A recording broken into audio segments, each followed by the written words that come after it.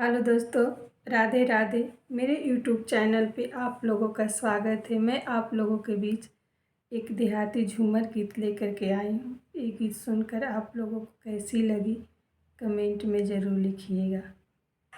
पापा नैहर में कइले दुलार पिया रहनी जब कुंवार पिया ना। पापा नैहर में कइले दुलार पिया रहनी जब कुंवार पिया ना।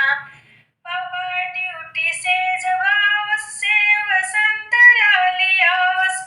पापा ड्यूटी से जब आवस से वसंत लाली आवस। हम त छील छील खैनी अनार पिया रहनी जब कुंवार पिया ना। हम त छील छील खैनी अनार पिया रहनी जब कुंवार पिया ना। पापा नैहर में कइले दुलार पिया रहनी जब कुंवार पिया ना। पापा नैहर में कइले दुलार पिया रहनी जब कुंवार पिया ना। सेकंड कर लो।